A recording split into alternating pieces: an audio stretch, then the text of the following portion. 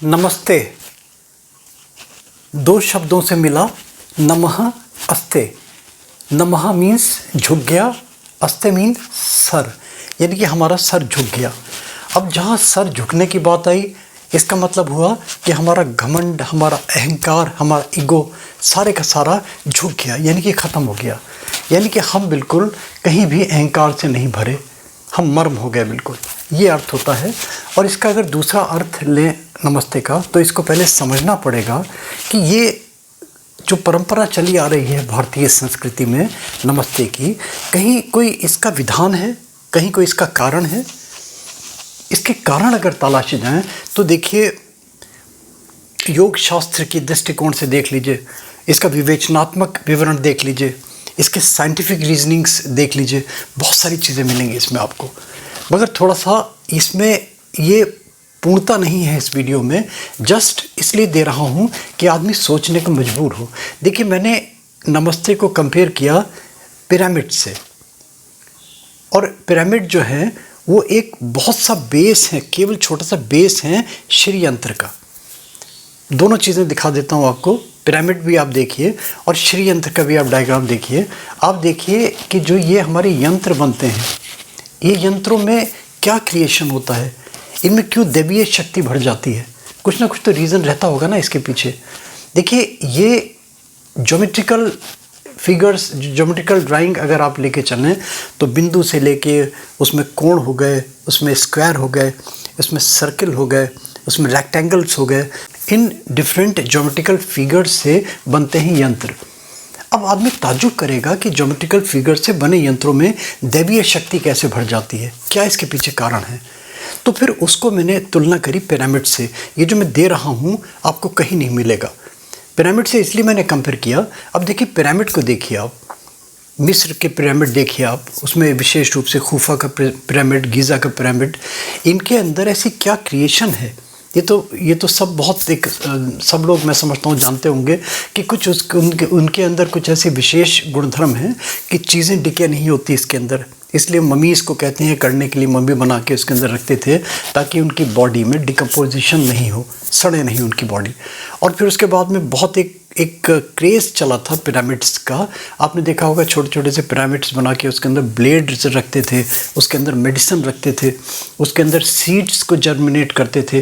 कहते थे कि इसके अंदर उन चीज़ों की गुणवत्ता बढ़ जाएगी। ब्लेड्स अगर रखते थे तो ब्लेड्स, जहाँ किसी इंसान का ब्लेड 1 हफ्ते 10 दिन चलता था, तो अगर पिरामिड में रखते थे तो 1.5 गुना 3 गुना ज़्यादा उसकी एज नहीं ख़त्म होती थी, इतना शार्प हो जाता था नेचुरल वे में। हमने बहुत सारे एक्सपेरिमेंट्स करे, इसके स्टोन रख के हम देते थे। हमारे डॉक्टर मौलिक, अजीत मौलिक, ये मेडिसिन होम्योपैथिक की पिरामिड्स के आकार में रखे करते थे। प्रोफेसर केतकर IIT के यहाँ प्रोफेसर, मेरे बड़े अच्छे, मेरे गुरु तुल्य, वो पिरामिड बनाते थे और मरीज़ के बेड के ऊपर रखते थे। वो कहते थे बेड के ऊपर रखने से बड़ा अच्छा उसको इफ़ेक्ट मिलता है पेशेंट को। उसकी बहुत सारी मेंटल, उसकी स्ट्रेंथ इतनी बढ़ जाती है कि उसको वो डिज़ीज़ को रिक्यूब करने में बड़ी हेल्पफुल सिद्ध होती है। तो ये पिरामिड का इफ़ेक्ट। अब पिरामिड का इफ़ेक्ट है क्यों ये? इसके अंदर कोई देवी शक्ति है, इसके अंदर कोई भूत प्रेत छुपे हुए हैं, इसके अंदर कोई जिन प्रेत हैं जो सारी चीज़ें क्रिएशन करने लगते हैं। मैं नमस्ते से तुलना कर रहा हूँ, आप ताज्जुब करेंगे सुन के। देखिए, इसके अंदर मैंने बताया ना कि इसकी विशेषता केवल ज्योमेट्रिकल फिगर्स में है, उसके एंगल्स में है। अब पिरामिड का मैं उसको डिटेल्स में नहीं जाऊंगा, अगर आपको इंटरेस्ट है तो पिरामिड में आप पढ़ लीजिएगा, दिमाग चकराने लगेगा कि वो ऐसे ही नहीं बने। उनके जो एंगल्स, उनका जो एपेक्स पॉइंट है, जो पर्टिकुलर जो बनता है, जो इस टाइप से शेप बनती है ये वाली, उसका जो एंगल है वो कहीं 51 डिग्री 51 मिनट का मिलता है, कहीं 54 डिग्री का मिलता है अपर पोर्शन, और जो लोअर पोर्शन मिलता है वो 42 डिग्री का मिलता है। उस पर्टिकुलर एंगल में ही कुछ क्रिएशन है। अब इसको तुलना कीजिए श्रीयंत्र से। श्रीयंत्र के देखिए जो ट्रायंगल्स बने हुए हैं, तो इन श्रीयंत्र के ट्रायंगल्स भी जब ही बनेंगे जब वो स्पेसिफिक ग्रेडिएशन के एंगल्स आएंगे, और उन एंगल्स के अंदर ही जो चीज़ें, जो ये यूनिकनेस, जो मिरेकल्स हैं, वो उस एंगल के अंदर हैं। अब ये तो हुई पिरामिड की बात, ये हुई श्रीयंत्र की बात। इसका मतलब अब सोचिए कि एक पिरामिड का इतना ज़्यादा इफेक्ट, और श्रीयंत्र में तो कितने सारे एंगल्स हैं, उसका कितना ट्रेमेंडस इफेक्ट होगा। अब उसको तुलना कीजिए नमस्ते से, तो कहाँ से कहाँ लेके आपको आया। देखिए नमस्ते आप करते हैं हम इस तरीके से, अब नमस्ते का जो ये एंगल बन रहा है देखिए ये वाला, अब ये वाला एंगल हमारा कहाँ जा रहा है। हम जब करते हैं नमस्ते की मुद्रा जो होती है, हम हाथ जोड़ते हैं हमारा हृदय पे, यानी हमारा अनाहत चक्र में, सूर्य चक्र बोले, अनाहत चक्र बोले, हृदय चक्र बोले, यहाँ पे स्पर्श करता है।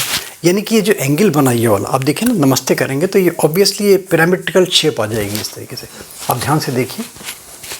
और ये जो पिरामिडिकल शेप आई तो इसके अंदर वही क्रिएशन हो जाएगा जो उन पर्टिकुलर एंगल्स में है, चाहे वो 51 डिग्री 51 सेकंड का है, चाहे वो 42 डिग्री 42 सेकंड का है, या वो 54 डिग्री 57 सेकंड का, अलग अलग डिफरेंट टाइप के। हमें उससे स्पेसिफिक उसमें मत जाइए, मेरी फिगर्स गलत भी हो सकती हैं, मगर अप्रॉक्सीमेट कहीं ना कहीं वही फिगर्स हैं। और ये जब नमस्ते करेंगे तो नमस्ते की वही फिगर्स आएंगी जो फिगर्स आपको पिरामिड के ग्रेडिएशन में मिलती हैं, इसलिए क्रिएशन हो जाता है। और जब यहाँ पे होता है तो जो हमारे उद्गार हैं, जो हमारी भावनाएं हैं, वो भावनाएं और चैतन्य हो जाती हैं और जागृत हो जाती हैं।